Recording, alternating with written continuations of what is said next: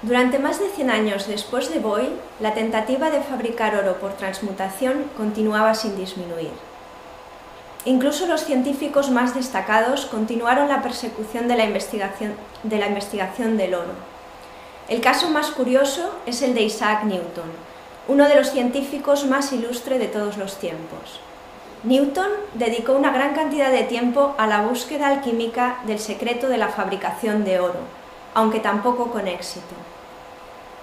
Hacia 1700, un médico alemán llamado Georg Ernst Stahl, siguiendo su pista de la idea del principio quemador, azufre, dio un nuevo nombre a este principio, flogisto. Según Stahl, cuando una sustancia ardía, el flogisto la abandonaba y escapaba. Vamos a ver un experimento que demuestra cómo algo se escapa cuando arde.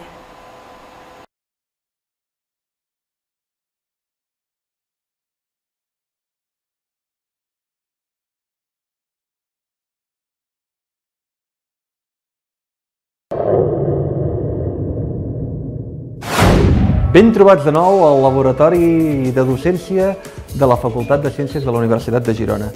Als últims capítols hem estat parlant del flogist, una mena de matèria misteriosa que a l'època dels alquimistes volien descobrir.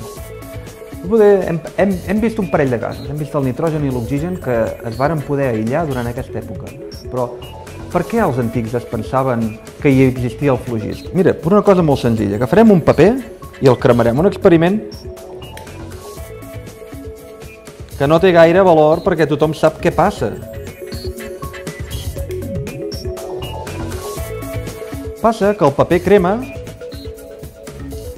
veiem que es desprèn alguna cosa i veiem que queda un residu. Creien que aquest residu que queda és la matèria sense flogist. És a dir, que el flogist ha marxat. Crec, Pep, que tu tens un experiment per demostrar que hi ha alguna cosa d'aquí que s'està escapant, veritat? I tant. Explica-lo una mica. Molt bé. En aquest experiment, el que farem és intentar introduir aquest O2 dins d'aquest matràs Erlenmeyer. I el que farem és cremar un paper, tal com hem fet aquí fora, el cremarem a dins d'aquest recipient. I realment veurem com aquest aire s'escapa. Però com ho veurem que aquest aire s'escapa? Doncs ho veurem posant l'ou a la seva boca i com que l'aire de dins s'escapa, aquí s'està fent un buit. S'està fent un buit parcial dins d'aquest recipient. Per tant, aquesta pressió tan baixa d'aquí dins farà una succió sobre aquest ou. És com si l'aire que hi ha fora fes una força cap a dintre i apretés l'ou cap a dintre de l'Erlenmeyer. La pressió atmosfèrica serà molt més forta que a l'interior. Jo no ho he vist mai, això, Vols dir que funciona, Pep? I tant que funciona. Va, demostra-m'ho. Ho provem? Sí. Vinga. Que m'aguantes l'ou, Pep? I tant. Moltes gràcies. Doncs primer cremarem el paper. I ara que el tenim encès, l'introduirem dins del recipient. Molt bé. Ara és el moment de posar l'ou. Sí que és veritat que l'ou està entrant a dintre del coll. Va una mica a poc, però sí que és veritat. Mira'l, ja el tenim força endins, Mira com està entrant. Esclar, el que hem fet aquí és que el fet de cremar aquesta mica de paper ha desplaçat l'aire perquè l'aire calent ha sortit. I aleshores el que has fet és crear un buit parcial aquí dintre. A dintre hi ha menys pressió que fora i l'aire de fora el que vol és entrar. Però esclar, es troba amb aquest tap, que és l'ou, i ara l'ou va cap a dins. I què passarà aquí? Doncs que aquest ou és succionat. Impressionant! Aquest canvi de pressió, aquest buit parcial, ha fet que l'ou entrés dins del recipient. Ara, Pep, tenim un problema, Sí, que haurem de treure aquest ou. Hem de treure aquest ou. A veure com ho farem. És igual. Aquest és un experiment que poden fer els nostres amics a casa seva. I tant que sí. Un dels vapors que s'està desprenent, aquest gas, deu de ser diòxid de carboni, veritat? I tant. Doncs escolteu, amics, el proper dia farem un experiment amb diòxid de carboni. Us esperem. Fins la propera. Fins la propera.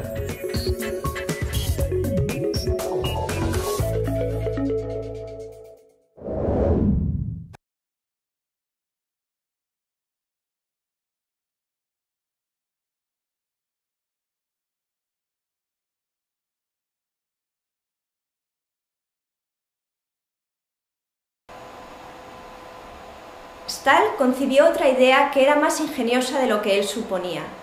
Afirmó que la oxidación de los metales constituía un proceso muy parecido al de la quema de la madera. Sin embargo, el residuo de un metal oxidado era más pesado que el metal original. ¿Cómo podía el metal perder flogisto y acabar siendo más pesado? Algunos sugirieron que tal vez el flogisto poseía un peso negativo. A pesar de esta curiosa idea, la era del flogisto produjo algunos muy importantes descubrimientos. Henrik Brand, a quien algunas veces se le ha llamado el último de los alquimistas, buscó la piedra filosofal para fabricar oro, en la orina humana. De sus estudios obtuvo un sólido blanco parecido a la cera que asombrosamente brillaba en la oscuridad. Lo que Brand había aislado era el fósforo, llamado así según una voz griega que significaba portador de luz. El propio Boyle preparó un poco de fósforo sin conocer el precedente trabajo de Brand. El siguiente elemento no fue descubierto hasta casi 70 años después.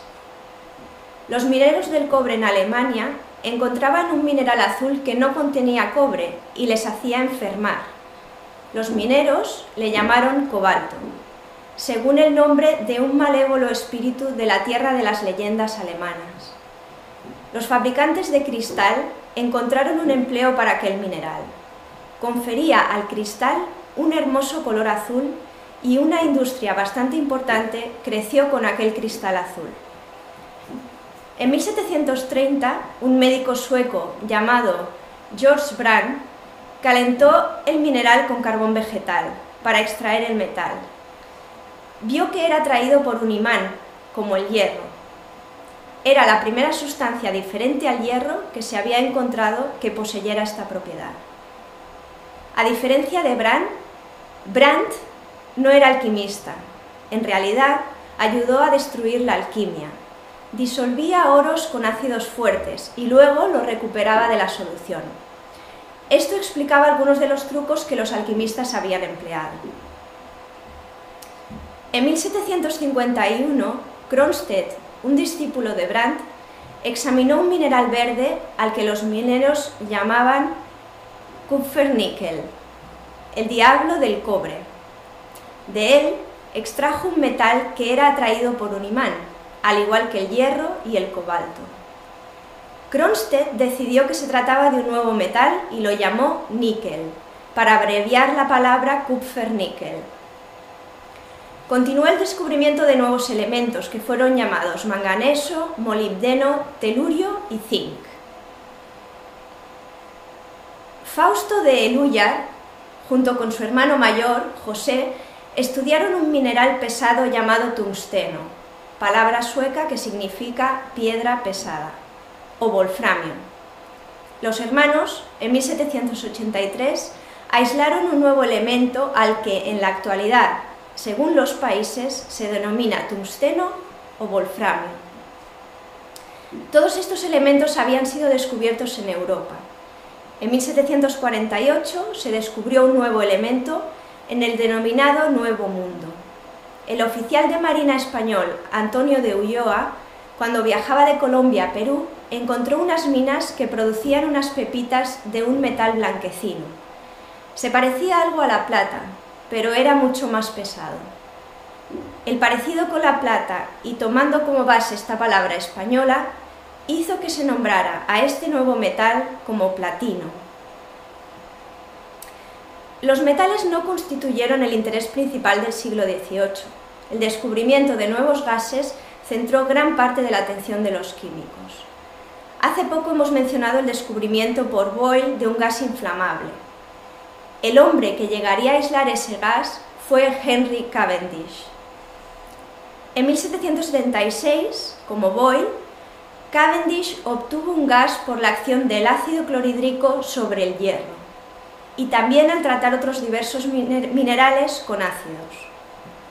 Dado que el gas ardía con mucha facilidad y era muy ligero, Cavendish creía que había aislado el mismo flogisto.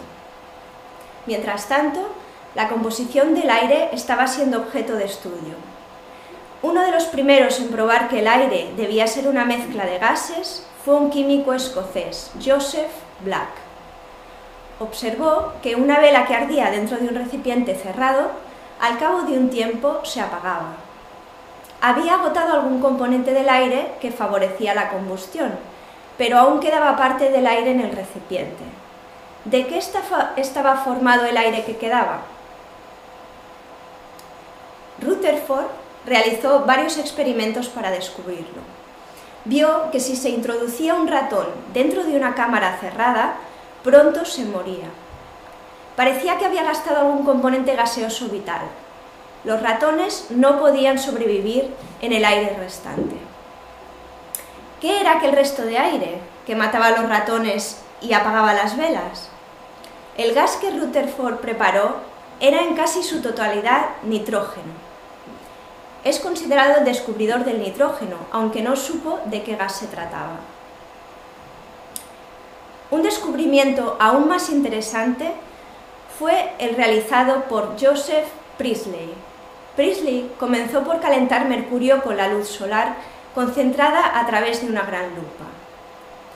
El calor hacía que la brillante superficie del mercurio quedase revestida de una capa de polvo rojizo. Quitó el polvo y lo calentó en un tubo de ensayo. El polvo se evaporó en dos gases diferentes. Uno se condensó en gotitas de mercurio, por tanto, era mercurio gaseoso. ¿Qué era, pues, el otro gas que había salido de aquel polvo? Priestley recogió dicho gas en un recipiente e hizo pruebas con unos trozos de madera calentados a fuego lento. El gas hizo arder aquellos ennegrecidos trozos de madera con una viva llama.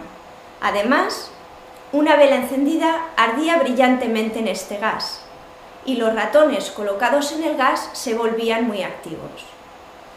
Priestley inhaló un poco de este gas y declaró que le hacía sentirse muy ligero y cómodo. Priestley había obtenido oxígeno puro.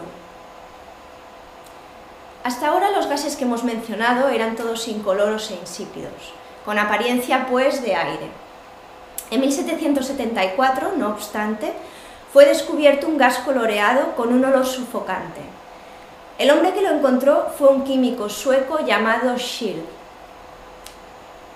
Scheele descubrió varios ácidos débiles en el mundo de las plantas, como por ejemplo el ácido tartárico, el gálico, el málico, el cítrico y el oxálico, y un gran número de nuevos gases.